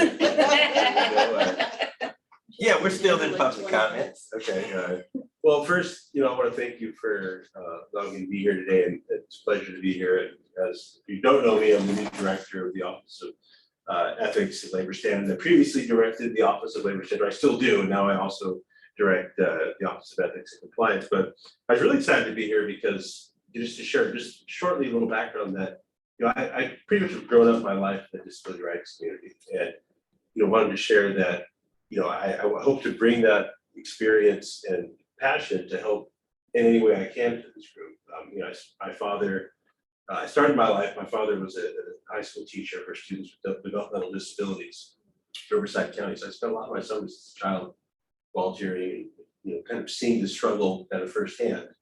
And then I went on to do. Actually, even in college, I ran work for the arts, and I ran our independent living skills program for adults. What? The ARC of Butte County, it's a vendor to the county centers for forget the rehabilitation centers. Yes. I started doing that for years, and then I went on to work doing disability rights work in Los Angeles for the Communities Actively Living Independent and Free, which is the independent living center for Central Los Angeles on Skid Row, where I was the housing advocate working with Lilibeth Navarro. Anyone knows Lilibeth, who's a champion of disability rights in Los Angeles. And from there, I went on to do housing discrimination work. And most of my work working for the Legal Aid Society of San Diego was around discrimination impacting persons with disabilities, both physical. When did you work for Legal Aid? When or what? When? Oh, from 2009 to 2000, is it 18, 19? I'm just curious. Yeah, and I started the fair housing program that I created primarily because there was so much discrimination against persons with disabilities that we had to kind of really get active. Persons with disabilities face the most discrimination in housing, both nationally and statewide. And so there I brought cases in federal court to expand access, to actually brought lawsuits against many folks down here, downtown, who build buildings that were accessible, but then doing a lot of work around the mental health discrimination in housing, which was Brandon, are you a lawyer? I am a lawyer. And from there I went on to work at the Department of Fair Employment and Housing, which is now known as the California Civil Rights Department, where I was the Assistant Deputy Director of Cognition Education. And then now I'm here. So, my passion and kind of my heart has always been around disability rights, kind of on every facet, whether it be developmental, or physical, or mental health. So I hope you'll see me as an ally, so be a resource. And as I start to learn more about what the group is doing and the issues you're working on, I hope to be able to provide that insight. I am a person with a disability. I've grown up around disability in my family as well, so I also have the personal lived experience as well as those in my family who once had significant disability. So, that's where I come from. It is really being deep in the community for most of my life, and I hope to bring that here and help in any way I can, and bring ideas and innovation that maybe help the group. Thank you. Thank you for that. Thank you. Ideas and innovation are gonna help us with our letter. Well, I'm learning. That's exactly what I was thinking. I have ideas, and maybe we can talk. And now I'm starting to hear what some of the struggles and things you're working on. I do think there's some ideas we can talk about as I'm learning what's going on. But yeah, I hope you see it as an ally. This is what I do, and I it's passion, and we got to be fierce advocates. In terms of the disability rights movement. This is why this committee is so critical, because as you know, no one else has really had to wait for their civil rights on a protected basis. Persons with disabilities have to fight every step of the way to get to where we are today. And there's still a long way to go when we look at the high level of discrimination in employment context and housing and in services. So there's a lot to do. We can go on and on about all the challenges, but there's also time to reflect on what's good and what's happening, what's positive, and the victories. But there's a lot to do, and so hopefully I'll be able to be in my lane, but also be able to help where it's possible and provide insight. Brandon, can I get your contact information before you leave? Absolutely. Thank you, Brandon. Yeah. And welcome. Thank you. And if you could share that with him, and then Absolutely. he can, or Todd, and send it out to all of us. that would be Yeah, great. absolutely. Yeah, we'll get it, yeah. And I have to say, the few ideas that you threw out were more than any of the other attorneys. Well, and we can have a deeper dive. I mean, let me just go back to that point. Like, I think what's complex about it, and I don't want to take on this much, but I'll just say this, and we can talk about it next month, which is, it's true that there is a right to the combination of rules, policies, procedures. It's very broad. There isn't then the hard part comes, what is the specific accommodation you're asking for? What is the particular disability? Is there a nexus between them? Now, then the question becomes, well, is that financial burden? Is it a fundamental alteration of what you're doing? Is there another accommodation that's more common in the run of cases? This is a complex one because you're dealing with this idea of the function. The issue is there's supposed to be an open meeting rule, Like, that's the rule. Now we're trying to say accommodate the open meeting rule. Now, some say, is it a fundamental alteration of the open meeting rule if we're not having the open meeting rule? Now then someone will say, well, what about Zoom? And what about this? So I don't think that it's like kind of quote unquote dead on arrival, these accommodations. I do think though they're complex, because certainly you're not the first body to have considered this situation of persons with disabilities who are unable to make it. So I brought, Senator Feinstein, because it's a common problem of like, how do we go to these open body meetings that are, the whole thing, you gotta be here. We saw the change during COVID, all of a sudden, and I read about this, I mean, it was a boom for persons with disabilities. I mean, folks were getting jobs, folks were attending meetings. I mean, there's a lot of great benefit. It changed my life. Right, I mean, it's huge when you look at that open door when it's done, but this is a complex one, and I'll say, like, let's revisit. I will take it upon myself to report back on any information or ideas that may be surrounding that, because again, it's tricky. This is the accommodation. I need a different date, I need a different time, I need a different place, or is it I can't make it, but well, then can we use the the Zoom option if we have the quorum? I mean, it's hard with the 5-person. That's what makes it tricky. And that also is another thought. It's just people. But we could go on all that. But I mean, my whole point was just to say I view the disability community as like my family, people I've been with, for years and years. My brother also was worked for Long Beach Independent Living Center. So my family's been in disability and the advocacy for a long time. So I get the struggle. It's real. And I want to help bring that lived experience, and I'm being on the front lines of how can we make change? What's possible? What can we innovate? How do we make change? And Todd's doing a great job, and we're bringing a lot of ideas, and I think you're going to see that even building up in OEC as we move forward. I have to agree with Rakina. I think you're the first one that I've heard in all the years who've been involved that has actually looked for a way to make it work. Oh, he has a different perspective. I understand, too bad he's not county council. Well, I mean, Claudia, I think is given Maybe one day. a great overview of the law. I'm just saying, I come with a specific background in disability rights and understand particularly what the issues are, and we can see what's out there, what other options may be there. I'm not saying Claudia's at all wrong. I'm just saying, let's look at perspective and maybe identify a list of accommodations that would be what I would call kind of in the run of these types of situations of like what has been done for accommodations when people physically can't attend the meeting. What's possible? What's not? And what are other places doing?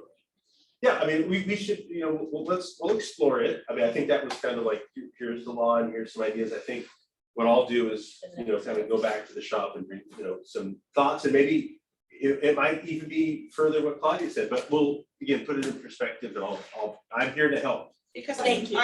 Thank you, because I have to imagine that there's other persons with disability committees in other cities, and maybe figuring out what they did or what they want to do like we do, finding that committee that's already kind of led that way. So we don't have to reinvent the wheel, but we can get a solution. Yeah. Well, I just gotta run, so I just say hi. Thank Thank you, So- very inspiring. I'm gonna now slip into, I think, what time is it? So it is 5 minutes to go, Well, and there's a critical thing, which is changing the date or time. And that's the next thing we have to do. Location would be great. Excuse me? Changing location would be great. Well. I mean, nobody's gonna, they're in North County, I'm in South County. There's not gonna be a more central one. Other than Zoom. But in terms of dates, so I know that, somebody, it was Jeanette, I believe, that said that Tuesdays are not Tuesdays are great. not good for me. Perfect. So can we look at, does anyone wanna throw another day, and it seemed like Fridays, unless we did it, well, we can't. Well, Wednesdays are not good for you, right? No, it's not Wednesdays, it's The the fourth Wednesday. What fourth about the Wednesday. third one? Got it. Third Wednesday, I would be fine with. The Fridays, the issue was the driving Traffic. Yeah, from it's too North County. much. Again, so I just wanna, that's what I've heard from people. It'll take me an hour and a half to get home on Friday night, we meet Friday, so. That's fine, so. Is we're there not a looking motion at for third Wednesday? I just want to hear if there's anyone else For that has July, any, that doesn't work for me, but I could do it remotely. which one does it? What? You can actually, What? you haven't used any of yours. You're so Okay, I'll gonna be- use my, You're so gonna be smart. What is it that doesn't work for you? the July 3rd Wednesday. The I need to 19th of apologize. July. So we don't have to do it on the third But don't Wednesday? change anything for, I mean, if I that, mean, I don't care if it's the second Wednesday, I don't care if it's the first. Jessica, do you have any limitations other than Friday at late afternoon? No. Thank you. Yeah, but I'm still, I've still told the committee I'm not gonna be here. Right, Because my medical is up at UCLA. right, but we're not talking about this, No, she asked me a question, I was answering her question.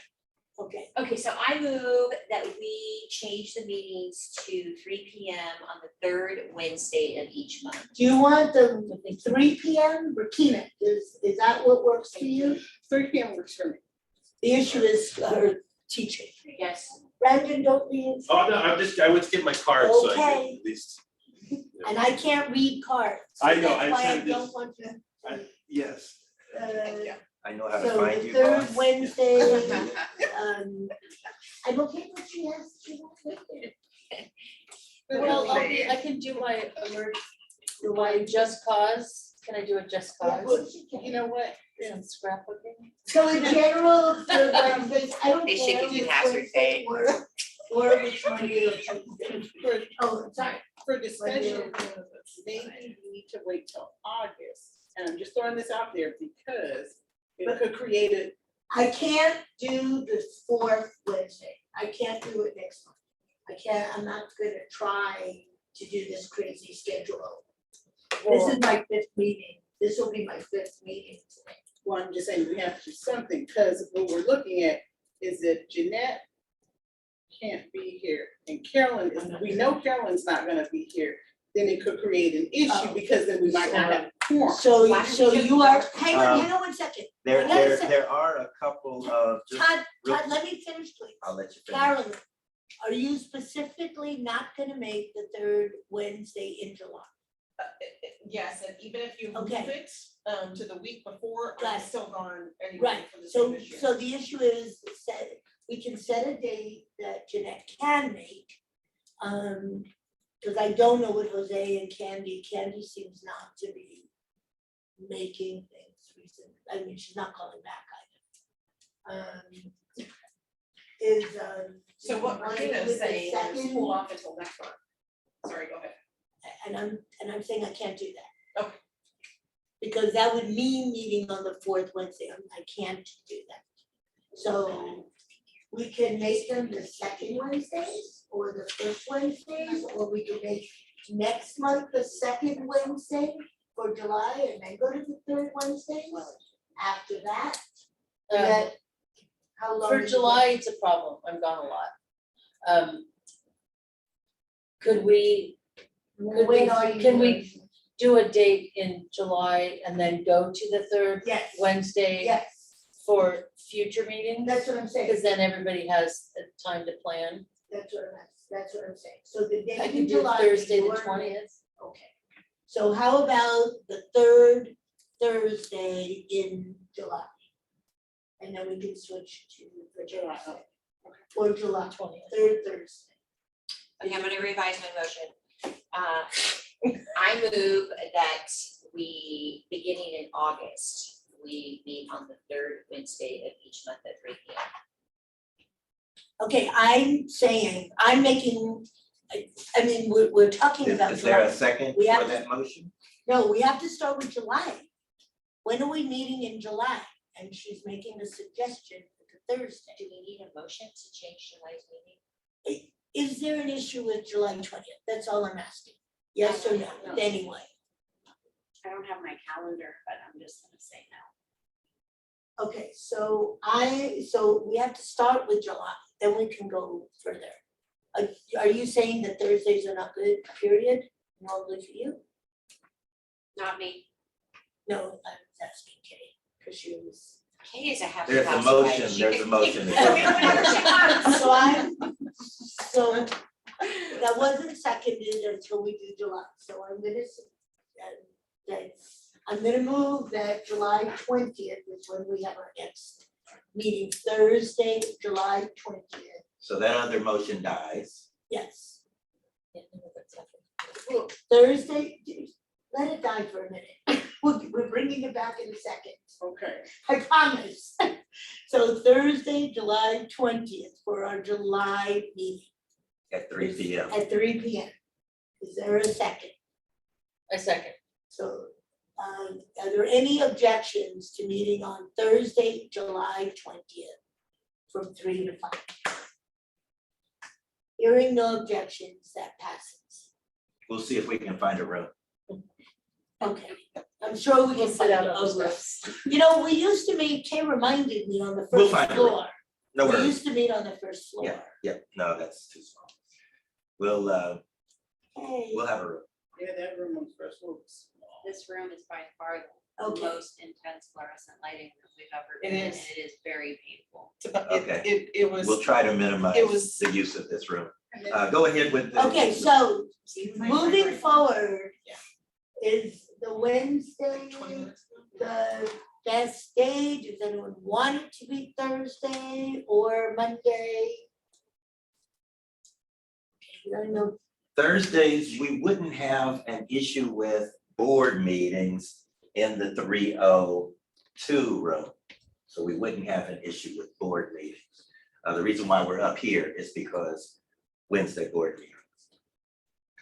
okay, which may have been over by 3. Oh, yeah, it was definitely over, but they blocked it. So Is Thursday? Sweet relief, thank you. But I'm also hearing sensitive on my migraines too, so when he was talking super loud, Does Thursday work? Thursdays? I think Jessica said Thursdays are a problem. for you, No, but- I did not. Oh, Okay. sorry. No, thank you for considering. Yeah, I kept asking her. Okay. Thursdays are fine for me. How about you? Yeah, Okay, Thursdays, okay, we're good? the third Thursday? It's flexible. Yeah, the third Thursday, yeah, I think it should be fine. Because the third Wednesday wasn't good, or they're No, just getting options? it was the reason for the concern on the third Wednesday. It's not a big deal, but it said. Oh, for the room. The room Yes, okay. was not available, Okay, so we're doing the 17th of August.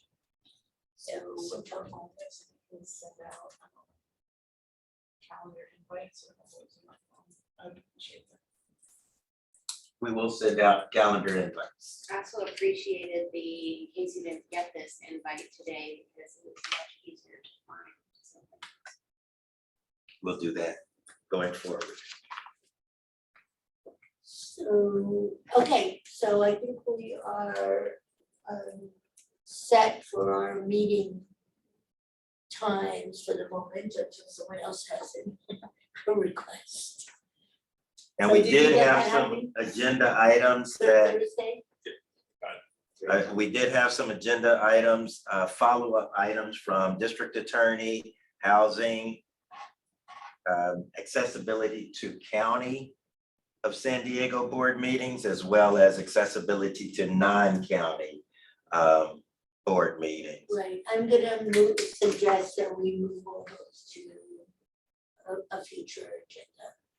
And then I do want to notify everyone that I will be filing the annual report on accessibility enhancement, so we'll file that at the end of this month. It will be, I believe, it will be included in the correspondence received for the July board meeting. Don't hold me to that, but once it's issued, I'll be able to send that out to you.